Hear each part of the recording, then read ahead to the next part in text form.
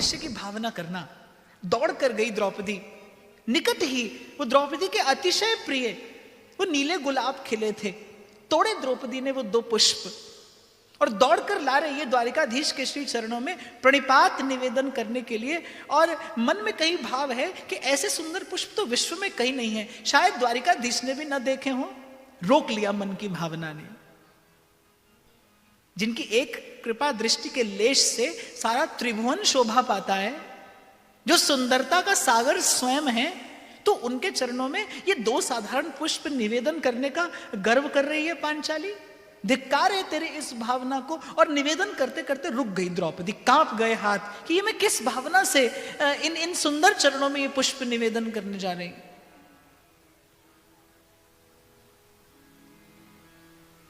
जब मैंने ये कथा पढ़ी थी पहली बार, तो मेरे मन में इच्छा हुई कि मैं भी अपने प्रभु के चरणों में नीले गुलाब निवेदन करूं।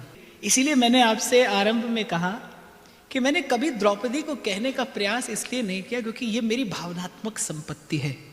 मेरे जीवन के कई अमूल्य अनुभव द्रौपदी के चरणों से जुड़े हैं।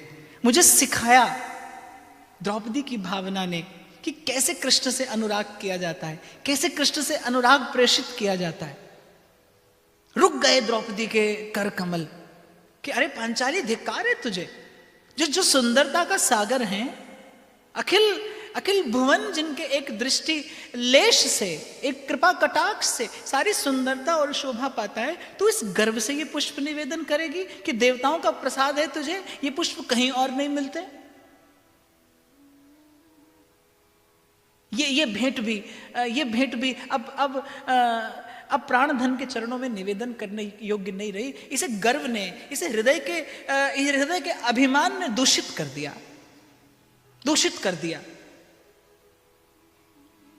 अंतर्यामी सन्मुख खड़े थे, वो द्रौपदी के संकोच पर रीझ गए, वो उसके मन की निर्मलता पर रीझ गए। भावोद्रेक हुआ द्रौपदी के मन में श्री कृष्ण की अमृत पूरित वाणी सुनकर कि राजकुमारी, आपका स्वास्थ्य तो ठीक है, सुना है आप अचेत हो गई थी, तो आपका स्वास्थ्य जानने के लिए मैं यहीं उद्यान में चला आया। एक अपरिचित अतिथि को पाकर कहीं आपको संकोच जन श्रम तो नहीं हुआ? और जैसे ही प्रभु की अमृत पूरित वाणी द्रौपदी के कानों से उसके हृदय तक पहुंची, नेत्रों से अश्रु टपके और वो नेत्रों के अश्रु गिरे उन 2 नीले गुलाबों पर जो द्रौपदी के कर कमलों में थे। द्रौपदी निवेदन करना चाह रही थी और इससे पहले कोई और विचार द्रौपदी के मन में उमड़ता, द्वारिकाधीश कहने लगे कि पांचाली, तुम्हारे नेत्रों के प्रेम जल ने इन पुष्पों को अमूल्य बना दिया है। मैं इन्हें उपहार स्वरूप ग्रहण करने के लिए आतुर हूं। विलंब ना करो और मुझे इनका दान देकर मुझे प्रसन्नता दो। द्रौपदी विचार करती रह गई कि मेरे 2 ये प्रेम बिंदु, हाँ, वो संसार की कोई उत्तम वस्तु देखकर आकर्षित नहीं होते, लेकिन उस उत्तम वस्तु में यदि किसी प्रेमी भक्त के 2 जल बिंदु मिल जाएं, 2 प्रेम बिंदु मिल जाएं, तो वो उनके लिए सबसे अमूल्य उपहार हो जाता है। प्रथम भेंट में श्री कृष्ण के मुख की ओर देखने का साहस तो द्रौपदी का नहीं हुआ। श्री कृष्ण के मुख की ओर तो नहीं देख पाई द्रौपदी। मस्तक झुकाकर वो 2 नीले गुलाब, उन 2 नील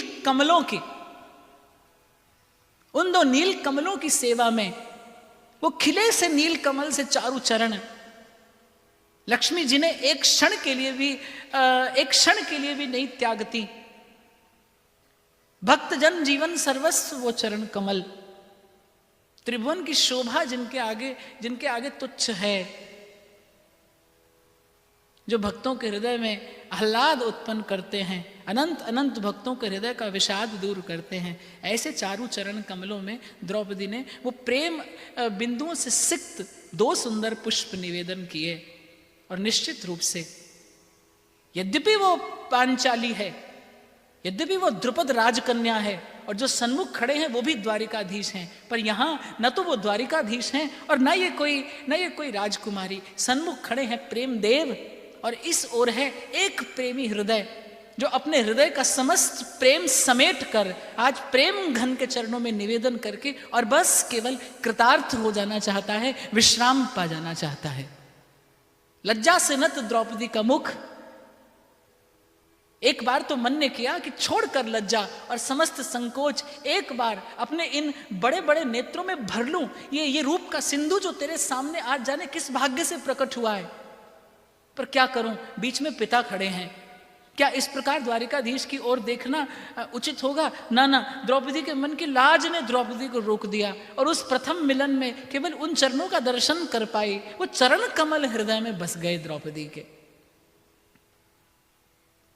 श्री कृष्ण ने महल की ओर प्रस्थान किया।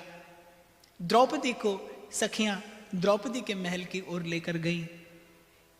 इसी अति मधुर, इस अति सुंदर दृश्य के स्मरण के साथ आज का भाव यहीं से युगल सरकार के श्री चरणों में निवेदन करते हुए आप सबके हृदयस्थ प्रेम प्रभु को प्रणाम करता हूं।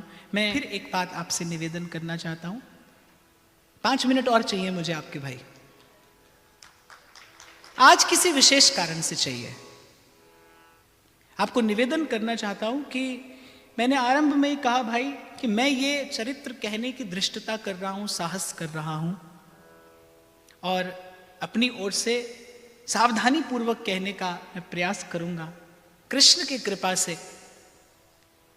जो प्रसाद मिला है उसे बांटने का प्रयास करूंगा। मेरे इस त्रुटिपूर्ण वक्तव्य को श्री कृष्ण भी क्षमा करें, द्रौपदी स्वयं क्षमा करें और आपके हृदय में बैठा अंतर्यामी भी जैसा तैसा इसे स्वीकार करके मुझे अपनी कृपा का भाजन बनाए। इसी भावना के साथ व्यासपीठ से ये भाव भगवत चरणों में निवेदन कर रहा हूं।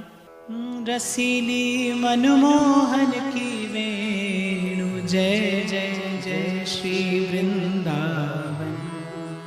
कौन हरिवंशी समरस दे जय जय जय श्री वृंदावन। अगोचर नित विहार दर्शन जय जय जय श्री वृंदावन। सलोनी पायो निकुंजन ऐन जय जय जय श्री वृंदावन।